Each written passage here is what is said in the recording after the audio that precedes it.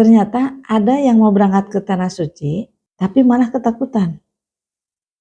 Konon katanya takut kena azab karena punya dosa di masa lalu.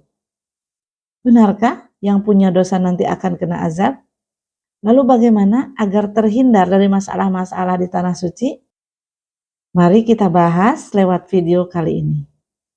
Allahumma salli salatan kamilatan wa sallim salaman tamman ala sayyidina Muhammadin alladhi tanhallu bihi al-uqad wa tanfariju bihi al-kurab. Assalamualaikum warahmatullahi wabarakatuh.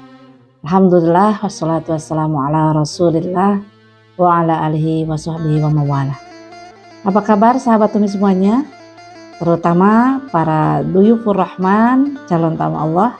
Semoga Anda semua sehat walafiat, tidak kurang suatu apapun, dan semoga juga persiapan keberangkatannya sudah semakin matang ya. Amin ya rabbal alamin. Kali ini Umi hadir atas dasar curhatan beberapa orang. Terutama yang terakhir nih, ada yang curhat, nangis, ketakutan karena beliau akan berangkat haji. Kenapa bisa ketakutan? Umi akhirnya membuat video ini.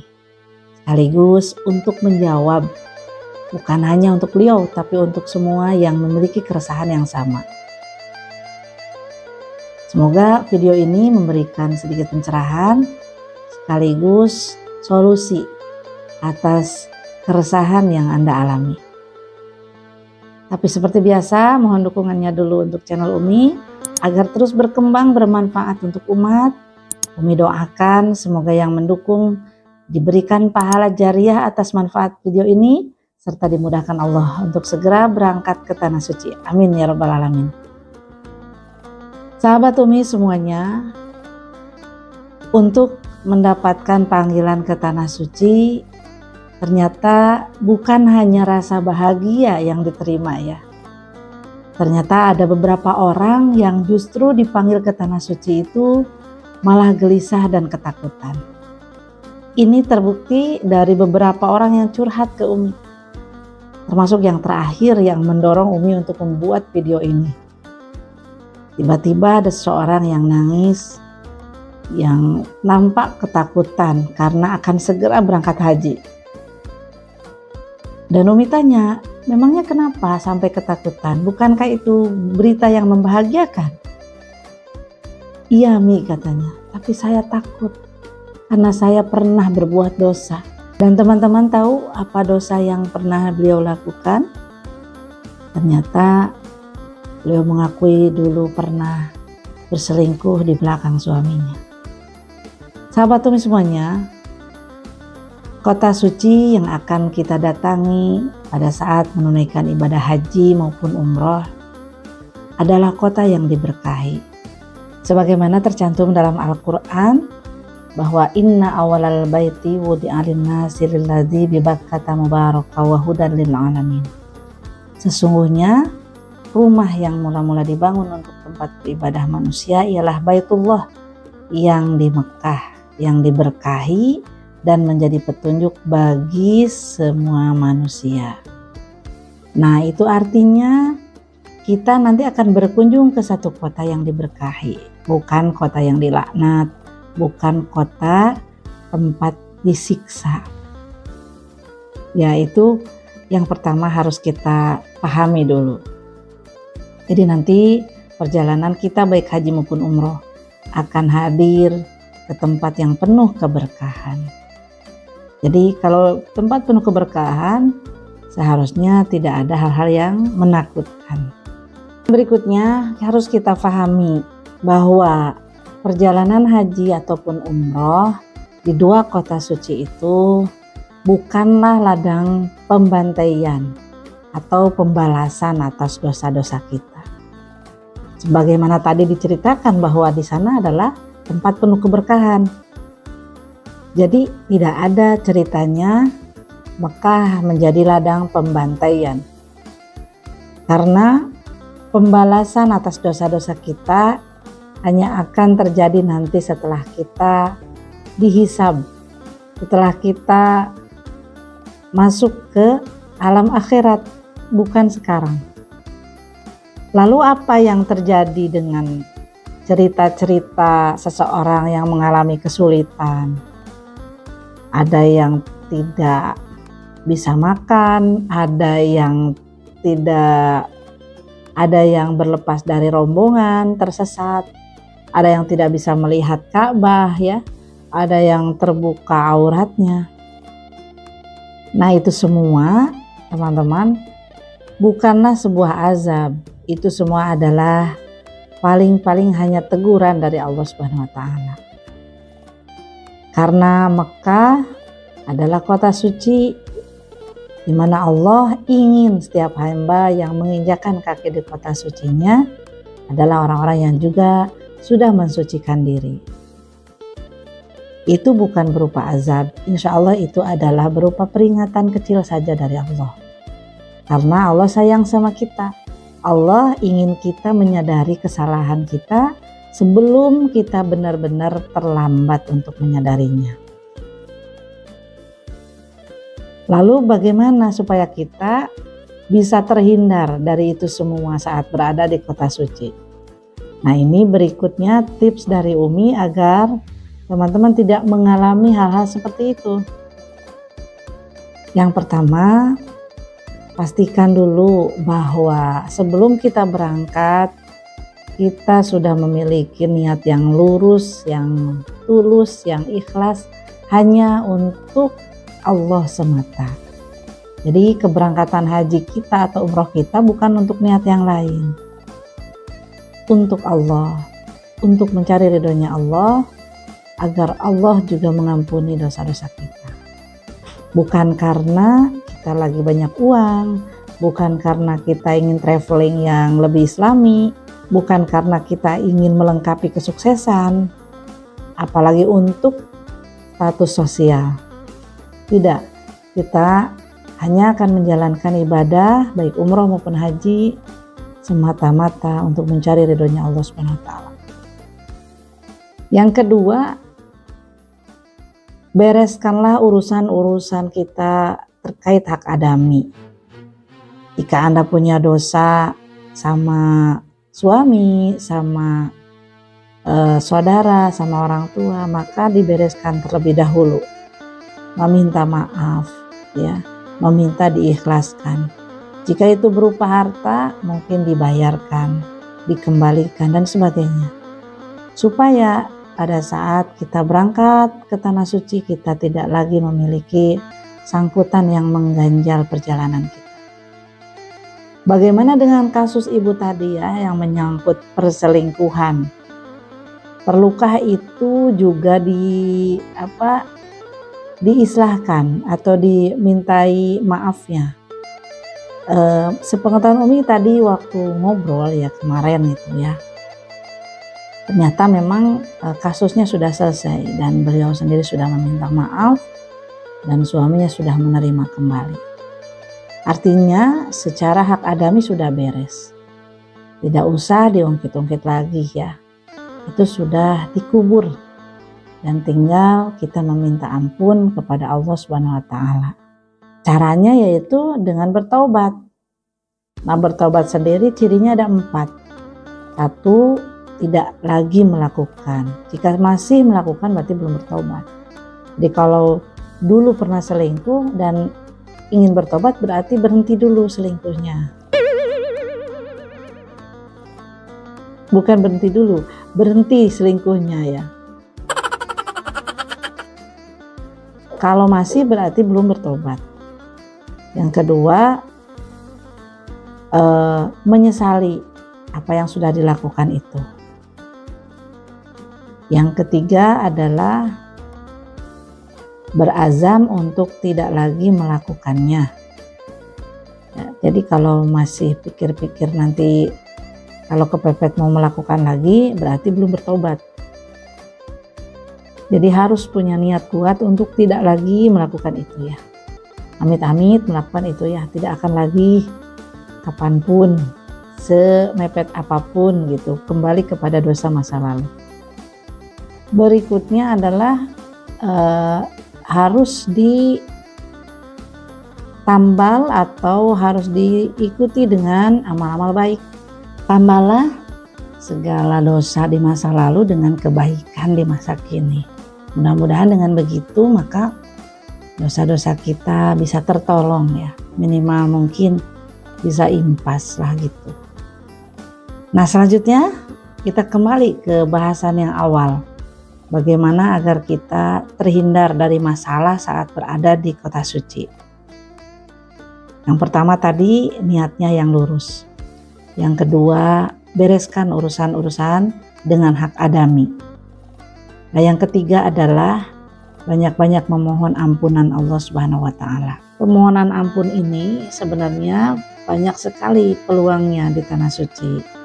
Kenapa? Karena dari semua ritual, kemudian doa-doanya itu hampir semuanya merupakan bagian dari permohonan ampunan. Coba teman-teman jika memahami hikmah di balik semua ibadah di tanah suci. Masya Allah itu dahsyat sekali. Umi pernah membaca satu hikmah tentang salah satu saja dari ritual ibadah haji, yaitu mandi ihram. Mandi ihram kan dilakukan sebelum kita memulai ihram. Ternyata di balik mandi ihram itu adalah proses pembersihan dosa. Jadi menurut salah satu ulama, bahwa pada saat kita mandi ihram itu kita harus meniatkan untuk membersihkan semua dosa-dosa yang kita lakukan, yang tubuh kita lakukan. Jadi kita bersihkan pada saat kita mandi ihram. Belum lagi bagaimana tentang makna dan hikmah dari kain ihram, terutama bagi laki-laki ya. Ternyata kain ihram itu adalah simbol kita berlepas dari jahitan-jahitan dosa yang sebelumnya kita pakai, pakaian-pakaian maksiat ya. Maksudnya sebelum kita ihram, kita menjahit, merangkai, menyulam dosa-dosa kita sendiri. Karena dengan ihram kita ditanggalkan semua itu hanya menggunakan 2 helai kain yang tak berjahit. Yang mana kain inilah yang juga nanti membawa kita pulang kembali kepada Allah Subhanahu wa Ta'ala. Itu filosofi atau hikmah di balik ibadah haji atau ibadah umroh. Itu hanya sebagiannya saja. Belum lagi teman-teman semuanya, jika kita bisa memahami dari setiap doa yang kita lantunkan, itu banyak sekali doa-doa yang di dalamnya adalah permohonan ampunan kepada Allah Subhanahu wa Ta'ala. Baik doa itu doa baru masuk kota Mekah, masuk Masjidil Haram, lalu doa tawaf, doa dekat makom Ibrahim. Itu semuanya hampir bisa dipastikan ada kalimat-kalimat permohonan ampunan kepada Allah Subhanahu wa Ta'ala. Coba kita salah satunya ya, kita lihat doa saat melintasi makom Ibrahim. Rabbi adkhilni mudkhala sidqi wa akhrijni mukhraja sidqi waj'alni min ladunka sultanan nasira. Wa qul ja'al haqqa wa zahaqal batil innal batila kana zahuqa. Artinya, ya Tuhanku, masukkanlah aku secara masuk yang benar dan keluarkanlah pula dengan keluar yang benar. Berikanlah kepadaku dari siksa-Mu kekuasaan yang menolong. Dan katakanlah yang benar telah datang dan yang batil telah lenyap. Sesungguhnya yang batil itu adalah sesuatu yang pasti lenyap. Lalu doa pada saat kita tawaf.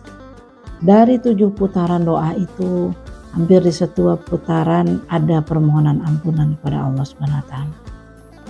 Umi sendiri paling suka dengan doa putaran keempat yang berbunyi Allahumma ij'alhu hajjan mabrura wa sya'yan mashkura wa dzamban maghfura wa amalan sholihan maqbulan wa tijaratan lan tabur ya alima ma fis sudur akhrijni ya Allah minadz zulumati ilan nur. Itu artinya adalah permohonan agar kita dikeluarkan dari segala kegelapan menuju cahaya yang terang benderang. Kita memohon agar haji kita diterima, umroh kita ini diterima, dosa kita diampuni. Coba teman-teman telaah artinya. Artinya kan seperti ini.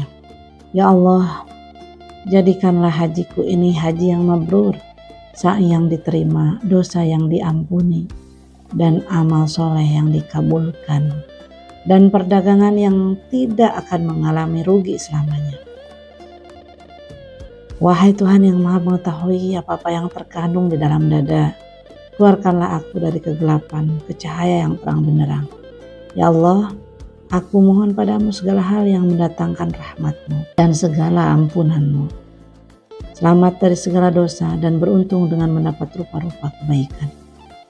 Beruntung memperoleh surga, terhindar dari neraka. Ya Tuhanku, anugerahkan kepadaku dan gantilah apa-apa yang aku luput daripadanya dengan kebajikan dari-Mu. Masya Allah, ini doa luar biasa. Umi sampai suka merinding kalau baca doa ini. Ini doa di putaran keempat. Belum lagi doa yang kita baca di setiap setelah membaca Rabbana atina fid dunya hasanah wa fil akhirati hasanah wa qina adzabannar wa adkhilnal jannata ma'al abrar ya aziz ya ghaffar ya rabbal alamin. Itu kan permintaan ampunan lagi kepada Allah. Jadi maksud Umi di sini, jangan khawatir sahabat Umi semuanya. Jika kita hadir dengan masih bergelimang dosa, maka kesempatan kita untuk membersihkan dosa di sana itu sangat besar. Doa-doa yang kita panjatkan itu hampir semuanya adalah permohonan ampunan. Insya Allah peluang kita untuk diampuni sangat luar biasa lebar. Belum lagi dengan ibadah kita yang lain, sa'i kita, sholat kita, lalu juga dengan air zam-zam yang kita minum. Jadi jangan khawatir, jangan berburuk sangka, dan jangan berputus asa. Bukankah Allah sesuai dengan prasangka hambanya? Kita harus berprasangka baik bahwa Allah akan mengampuni dosa kita.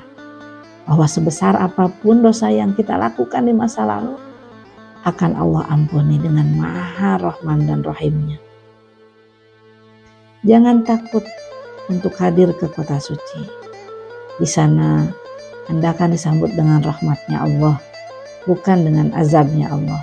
Insya Allah. Jikapun nanti ada masalah yang Anda hadapi, terima saja. Tawakal kepada Allah. Mungkin memang Allah masih ingin membersihkan hal-hal yang belum kita sadari. Akan ditegur, dijewer sedikit, tidak apa. Toh itu semua pasti untuk kebaikan kita. Bukankah tidak selamanya yang buruk itu adalah buruk? Ada kalanya yang buruk di mata kita ternyata itu baik di hadapan Allah. Dan sebaliknya, yang baik menurut kita ternyata itu buruk di mata Allah. Jadi jika nanti ada hal-hal yang tidak mengenakan, ya disyukuri saja, dinikmati saja. Karena pasti ini tujuannya baik. Segera sadari jika memang itu merupakan bagian dari teguran. Cepat-cepat beristighfar. Apa yang mungkin telah kita lakukan yang menyebabkan kita ditegur atau disentil sama Allah. Tapi tidak boleh juga bahwa semua hal dikaitkan dengan yang namanya peringatan. Bisa aja yang terjadi itu adalah hanya bagian dari kelalaian saja. Misalkan ada seseorang tersesat, di saat pulang dari masjid dia tersesat. Itu jangan dikait-kaitkan semuanya dengan teguran dari Allah. Bisa jadi karena memang dia tidak membawa identitas, dia hanya sendirian, dia tidak tahu jalan ya. Tidak semuanya harus dikaitkan dengan teguran atau terlebih hukuman. Nah, seseorang misalkan sakit bisa jadi itu karena makanan yang dia makan, kurang istirahat, cuaca dan sebagainya. Jangan juga segala sesuatu dikaitkan, ini dihukum, ini diazab. Tidak juga. Jangan terlalu parno ya. Tidak semua yang terjadi itu adalah bagian daripada teguran Allah Subhanahu wa taala. Tapi jika Anda mengalami kesulitan, memang di sana obatnya yang utama adalah satu, yaitu beristighfar, bertobat. Obat utamanya itu. Lebihnya maka obat-obat manusiawi. Kalau sakit ya diobat yang dimakan, ke dokter ya. Kalau tidak tahu jalan ya bareng teman. Tapi untuk kesulitan yang paling awal itu, apapun kesulitannya, kita banyak-banyak saja beristighfar. Nah, tips selanjutnya agar tidak mengalami kesulitan, pastikan bahwa ongkos yang Anda keluarkan, juga bekal yang Anda bawa adalah harta yang halal. Biar apa? Biar Allah nggak perlu mencuci Anda lagi di sana ya. Jadi pastikan semuanya yang halal, yang baik, yang tidak ada unsur haram, unsur riba, dan unsur-unsur yang tidak disukai oleh Allah Subhanahu wa taala lainnya. Nah, yang berikutnya adalah berkomitmenlah bahwa sebanyak apapun dosa yang pernah dilakukan, Anda tidak akan mengulanginya. Dan sepulang haji, sepulang umroh, Anda juga harus berkomitmen akan menjadi pribadi yang lebih baik lagi. Dan yang terakhir, hindarilah menonton hal-hal yang akan menakutkan diri Anda. Hal-hal yang menceritakan azab di tanah suci, azab saat haji ya. Karena apa? Tidak semua hal yang diberitakan itu benar adanya. Ada kalanya itu dibesar-besarkan untuk kepentingan konten. Padahal kenyataannya tidak seseram itu. Padahal kenyataannya tidak ada hubungannya dengan azab. Ya. Jadi jangan membuat Anda ketakutan dengan menonton berita-berita yang menakutkan. Insya Allah beroptimislah. Jika di sini di tanah air Anda sudah bertobat, sudah meninggalkan dosa-dosa itu, sudah meniatkan untuk menjadi pribadi yang lebih baik, sudah tawakal kepada Allah, serahkan kepada Allah apa yang kira-kira akan terjadi, biarlah terjadi. Apakah Allah nanti akan menyambut kita dengan segala fasilitas terbaiknya, akan melayani tamunya dengan baik, kita diberikan keistimewaan, alhamdulillah. Ataukah Allah nanti akan masih menegur kita, dijitak kita mungkin ya, dijewer mungkin kita, atau apapun lah, terima, biarlah. Terima kasih ya Allah. Kalau Anda nanti ada kesulitan nih, tiba-tiba Anda terpental dari rombongan, atau tiba-tiba Anda nggak kebagian makan, ya udah, terima kasih Allah, saya terima. Terima kasih ya Allah, alhamdulillah. Semoga ini jadi penebus dosa-dosa saya, gitu aja. Jangan semuanya diterima dengan rasa gusar ya, atau rasa ketakutan. Tawakal kepada Allah, insya Allah semua yang akan berlaku nanti yang baik-baik saja. Dan tetap ya teman-teman semuanya, isilah segala kegiatan, aktivitas di sana dengan prioritas adalah permohonan ampun kepada Allah. Jadi jangan prioritas meminta dunia atau meminta yang lain, tapi yang utama adalah meminta ampunannya Allah Subhanahu wa ta'ala. Jadi targetnya adalah pulang itu diampuni dosa, bukan sudah ngecup hajar aswad, sudah jadi ibu-ibu haji, bapak haji, Tapi targetnya adalah diampuni dosa. Sebagaimana dalam hadis, dari umroh ke umroh itu kifarat atas dosa. Bagaimana juga tadi Umi bahas bahwa seorang yang pulang dari haji itu bagaikan bayi yang baru lahir. Nah itu, semoga dengan Anda berangkat ke tanah suci, Anda bagaikan bayi yang baru lahir, yang bersih dosanya, tidak ada dosa sama sekali. Masa lalu Anda sudah lupakan saja. Pernah selingkuh, pernah mencuri, pernah berbuat zalim sama orang, sudah.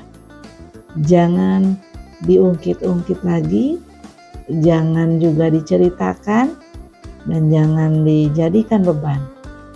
Sudah, lepaskan, bertobat sudah, tinggal kita berhusnuzon bahwa Allah sudah mengampuni kita. Jadi pesan Umi buat sahabat yang mau berangkat, jangan takut. Kota suci bukan kota azab. Kota suci adalah kota yang penuh keberkahan dan kebahagiaan. Berangkatlah, nikmatilah perjalanan Anda menjadi tamu Allah. Anda terpilih untuk menjadi tamu Allah. Sambut panggilannya dengan ceria. Sambut panggilannya dengan maksimalkan ibadah di sana. Jangan sia-siakan setiap kesempatan, setiap detik, setiap jengkal yang Anda lalui di sana. Jadikanlah itu sebagai pendongkrak daripada pahala-pahala kita yang tertinggal. Jadikan itu sebagai penutup dari semua dosa-dosa kita yang sudah menganga dari dulu. Semoga dengan itu nanti Anda menjadi pribadi yang baru, yang bersih, kemudian nanti menjadi orang yang bisa husnul khotimah. Jangan ketakutan, tidak akan terjadi apa-apa insya Allah. Tetap berdoa, tawakal ala Allah, Allah akan bersama orang-orang yang bertaubat. Semoga video ini bermanfaat dan menjawab dari keresahan sahabat Umi yang banyak bertanya. Jika bermanfaat silahkan share kepada yang lain agar menjadi motivasi, agar tidak takut untuk menginjakan kaki di tanah suci. Dan jika ada yang ingin umroh bersama Umi, silakan hubungi nomor kontak Umi di bawah. Tapi mohon maaf jika agak slow respon ya, karena banyak sekali yang menghubungi. Mudah-mudahan Allah memberikan kita rezeki bisa bersama-sama menginjakan kaki di Baitullah, beribadah secara maksimal, secara khusyuk, dan sama-sama juga bisa nanti menjadi orang-orang yang diampuni dosanya oleh Allah Subhanahu wa Ta'ala. Terima kasih, selamat menjadi tamu Allah. Jangan lupa saling mendoakan. Assalamualaikum warahmatullahi wabarakatuh.